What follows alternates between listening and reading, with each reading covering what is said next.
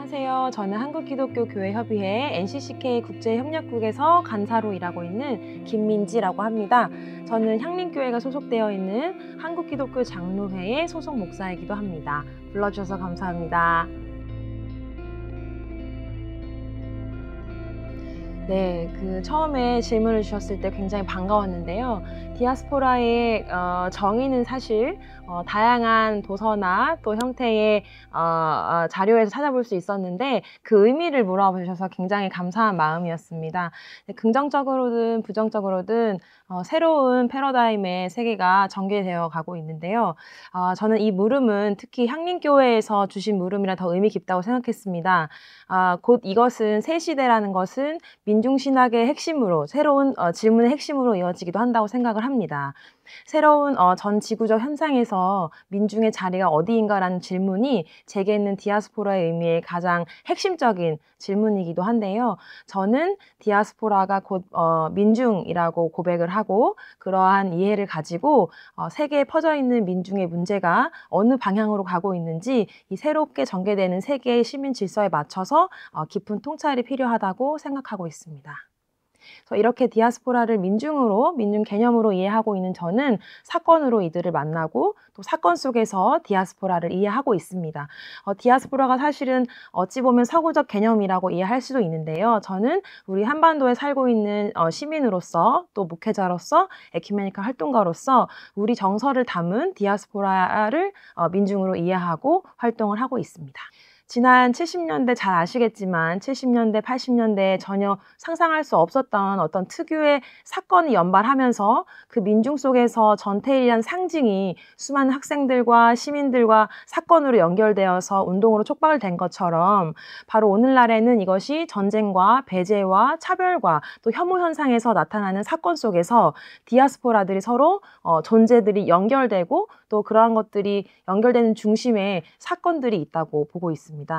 한국의 민중사건이 군사정권 아래에서 경험된 것처럼 지금 세계 디아스포라 사건은 미중 갈등과 러시아 우크라이나 전쟁과 또 잘 아시겠지만 작년 11월에 가자에서 팔레스타인과 하마스가 충돌하면서 발생한 전쟁들, 그다음에 동북아시아의 권위주의 여러 가지 독재 상황 속에서 재구성된 신냉전 질서 안에서 연쇄적으로 디아스포라의 사건이 일어나고 있다고 생각을 합니다. 그래서 저는 디아스포라는 하나의 개념일 수 있지만 이것은 세계 정치 안에서 굉장히 정치적 맥락 속에서 이해될 수 있고 아시아 각 지역의 삶의 자리에서 실질적으로 발생하는 일이지만 이것이 결국 세계 시민으로서는 글로벌 이슈로서의 의미도 가지고 있다고 생각을 하고 있습니다.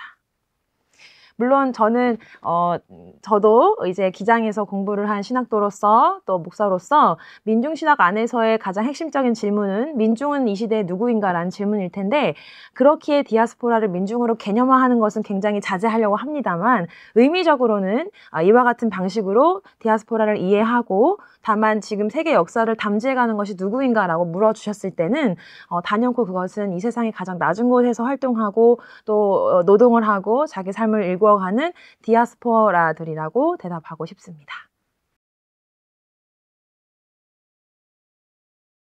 이 질문은 사실 조금 어려웠는데요. 디아스포라를 저는 누구로 정의하는가에 따라서 굉장히 달라질 수 있다고 생각을 하였어요. 정부나 국가에서 지정한 의미로는 디아스포라는 재외동포쯤으로 정의될 수 있을 것 같습니다. 그러나 이것은 디아스포라라는 저의 고백이기도 하고요. 지금 이 난민의 날을 기념하여서 이러한 여러 가지 스터디를 하시는 분들께는 굉장히 제한적인 의미라고 생각이 되고 세계 민중의 의미를 담기에는 재외동포라는 언어가 조금은 제한적이다라고 생각이 들고요. 아시아의 난민들과 무국적자, 이주 노동자들과 더불어 이 의미를 생각하려고 노력하고 있습니다. 굳이 재외동포의 현황을 잘 알고 계시겠지만 말씀드리면 우리나라의 재외동포는 일제강점기부터 만주, 연해주, 또 미주, 일본 지역으로 이주를 했었고요. 광복 이후에는 미국과 캐나다 그리고 북미 대륙으로 대거 이주를 했습니다.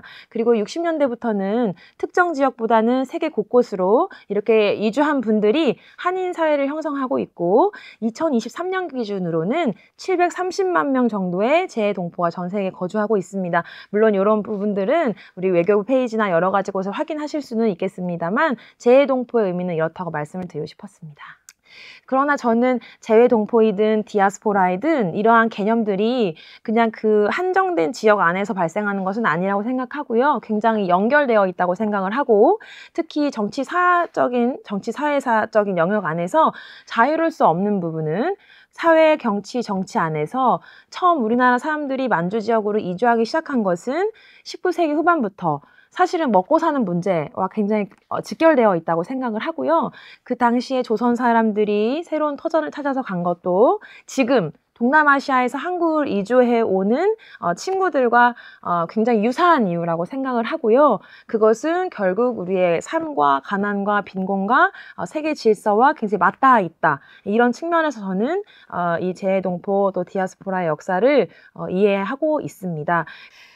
이렇게 긴 역사를 모두 언급할 수는 없겠지만 핵심은 제가 방금 말씀드렸던 것처럼 우리나라의 사람들의 이주는 가난과 빈곤과 제국의 포갑에서 자유롭지 않았다는 점, 그리고 이것이 현재 동아시아, 동남아시아, 동북아시아에서 한국으로 이주해오는 필리핀, 방글라데시, 캄보디아, 스리랑카의 이런 분들과의 이유와 정확히 닮아 있다라는 부분을 말씀을 드리고 싶었습니다. 그래서 여기에 참 많은 가슴 아픈 일들이 발생을 하고 있습니다. 국가 간의 경계 안에서 이들이 한국에 이주해 왔을 때 얼마나 수치스러운 여러 가지 억압적인 행위들을 당하고 있는지, 이런 것들이 사실 굉장히 어려운 문제지만 다음 질문에서 조금 더 말씀드릴 수 있을 것 같습니다.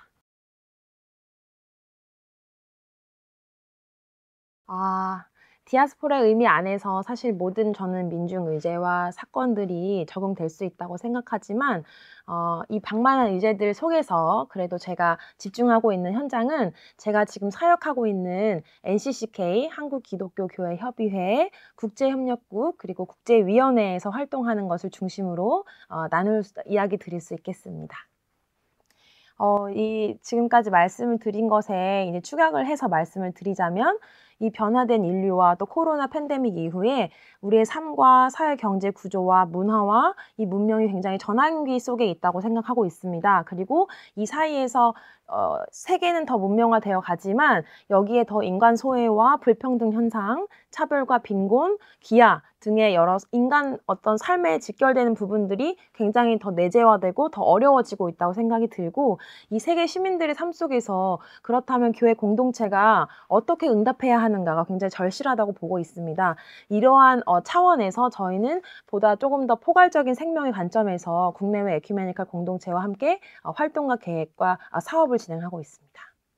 특히 저희는 이제 에큐메니컬 기구로서 복음과 선교, 일치와 갱신, 정의와 평화라는 큰 기치 아래서 필리핀과 홍콩과 대만과 일본, 미얀마 등 아시아 전역의 특히 동북아시아의 민주주의와 인권 회복을 위해서 인간 존엄에 관한 문제를 집중하여서 일을 하고 있습니다. 지역적으로는 잘 아시겠지만 2021년에 미얀마 군부 쿠데타가 발생하고 굉장히 많은 사상자가 났고, 지금도 굉장히 많은 난민들, 무국적자들, 이주민들이 그 태국, 방글라데시, 인도 이 경계에서 굉장히 많은 난민들이 발생하고, 여기 안에 굉장히 많은 젠더 문제들, 폭력 문제들, 굉장히 여러 가지 가슴 아픈 일들이 발생을 하고 있고요. 필리핀 같은 경우에는 반세기 이상을 NCCK는 필리핀 교회와 함께 일을 해왔습니다. 필리핀은 어떤 상황이냐면 저희가 지금 한국의 80년대 독재 정권 시기였을 때와 굉장히 유사한 상황을 보내고 있고요. 특히 지금은 마르코스 봉봉 대통령이지만 이전에 두테르테 정권이었을 때는 굉장히 많은 활동가들과 시민사회 활동가들, 변호사들, 목사들, 여러 가지 영역 안에 있는 양심 시민들이 초법적인 살인을 당하였고, 그리고 강제 이주를 당하고 레드태깅이라고 해서 사람을 낙인 찍는 일, 이런 일들을 굉장히 많이 발생을 하였고요. 우리로 치면 과거의 박정희와 같은 시대라고 보시면 되겠습니다. 지금도 이 정권이 바뀌었지만 박정희의 아들과 같은 사람이, 우리로 치면은 이제 그 탄핵된 그 대통령과 같은 분이 지금 필리핀의 대통령이 되면서 굉장한 큰 인권 문제가 발생하고 있습니다. 일본과 같은 경우에는 평화헌법 구조, 지금 여러 가지 자위대 여러 가지 문제들이 있는 거 잘 아시겠지만 전쟁을 하지 않겠다라는 정신을 담은 평화헌법 구조가 현재 정권 하에서 굉장히 박해를 당하고 다시 평화헌법 구조를 개정하겠다는 시도가 굉장히 강해지고 있고요. 헤이트 스피치 문제는 일본에 살고 있는 우리 조선인들에 대한 탄압, 예, 그리고 외국인 차별법 등에 관해서 연대를 오랜 시간 하고 있고, 홍콩과 대만 같은 경우에는 중국과의 관계에서 국가안보법 문제로 여러 가지 인권 문제들이 발생하고 있습니다. 그래서 주로는 최근 10여 년 동안에는 미얀마, 필리핀, 일본, 홍콩, 대만 등의 국가와 함께 거기 안에 있는 예를 들면 저희가 한국기독교교회협의회라면 거기는 필리핀 교회협의회가 있고 대만에는 대만 장로교회가 있습니다. 이런 교회들과 같이 연대해서 인도주의적인 지원과 더불어서 연대 활동을 이어가고 있습니다. 이 전 질문에도 말씀을 드렸지만 이 이슈들이 말하기는 쉽지만 정말 그 사람들이 살고 있는 지역에서는 이 이슈와 관련된 굉장히 인권 유린이 많이 발생하고 있고, 특히 필리핀과 같은 경우에는 양심수들이 굉장히 많이 생겨났었어요. 내가 민주주의를 위해서 정부에 저항하는 일을 했을 때 정부에서는 자경단들을 고용해서 이 사람들을 살해하도록 만들고 그 살해한 대가로 돈을 받는 이러한 행위들도 발생하고 있고요. 저와 같이 활동했던 필리핀의 한 여성 활동가는 저희가 한국에 초청해서 지금 필리핀의 상황을 공유해달라고 하고 다시 본국으로 돌아가서 안타깝게도 총을 맞고 하늘나라로 가는 그런 가슴 아픈 일들도 있었고요. 동료 활동가가 이렇게 마주하고 있는 이런 현실이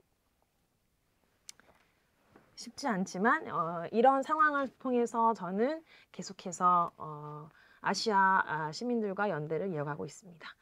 특히 또 난민 같은 경우에는 콕스바자르라고 잘 아시겠지만 그런 난민촌 부분, 방글라데시, 인도, 태국 사이에 있는 경계에서 발생하는 수많은 난민들, 수만 명의 무국적자들이 인권 문제로 탄압을 받고 있습니다. 나의 딸이 살고 있는 곳에 돌아갈 수 없고 그 딸이 돌아올 수 없는 신분이 없기 때문에 이러한 여러 가지 사례들이 많이 발생하고 있고요.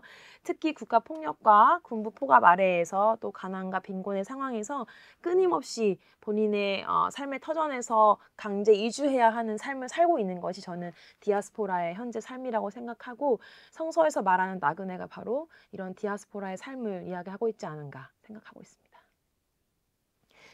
제가 아까 제 소개할 때 NCCK의 국제 담당자라고 소개를 드렸는데요. 세계 에큐메니칼 공동체에서는 한 교단이나 기관의 국제 담당자를 에큐메니칼 오피서라고도 불려요. 그래서 저와 같이 이렇게 국제 연대 활동을 하는 많은 동지 동료들이 국내에도 있고 해외에도 있는데, 이분들과 실질적으로 만나서 일을 하고 연대 네트워크를 구성하고 있습니다. 외에도 사실 저는 또 목사이기 때문에 주일날 협동 목사로서 본업은 이제 NCC 활동가지만 주일에는 이제 협동 목사로 일을 하고 있습니다. 그래서 저는 서울 디아스포라 교회라는 곳에서 일을 협동 목사로 섬기고 있고요. 3년 전에 이 교회는 서울로회, 기장 서울로회에서 창립되어서 현재까지 목회를 이어가고 있고, 필리핀 이주 노동자들과 주로 함께 동행하고 있습니다.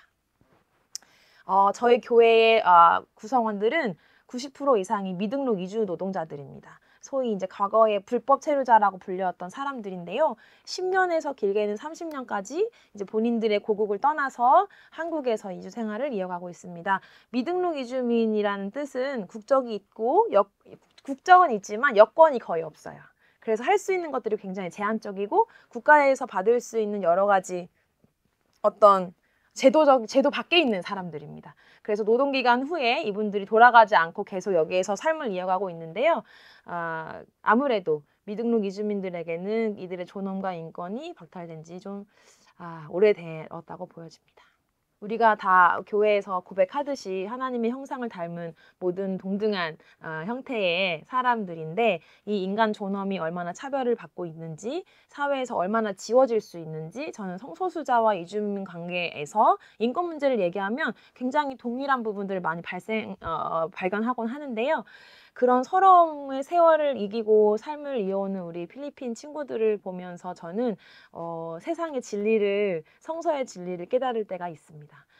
세상에 온갖 그런 모순들이 우리 미등록 이주민들이 흘리는 피와 땀과 눈물 속에 젖어 있다고 생각을 하고요. 이런 진리를 온몸으로 경험하면서 교회를 다닐 수 있다는 것이 가장 축복이 아닐까라는 생각을 하고, 이분들이 갖고 있는 그런 주름과 어깨 처짐과 피곤함과 아픔 속에 하나님 나라의 숨결이 오히려 느껴질 때가 많이 있습니다. 모든 사역을 자세하게 이 짧은 시간에 공유 드릴 수 없겠지만 제가 가장 최근 집중하고 있는 그 현장은 바로 아시아입니다. 아시아 현장 곳곳에서 제가 이전에 말씀드린 것처럼 폭력과 차별과 배제와 특히 국경 지역에서 헤매이는 수백만 명의 난민과 무국적자, 이주민들의 인권을 생각했을 때 그리스도인으로서 책임을 가지지 않을 수 없었고 한국교회 에큐메니컬 공동체, NCCK와 같은 기관들, 우리 향림교회 같은 이러한 아주 정의롭고 아주 자기의 목소리를 낼 수 있는 건강한 공동체들이 더 많이 연결돼서 함께 일할 수 있는 방법과 대안을 찾아야 한다고 생각하고 있습니다.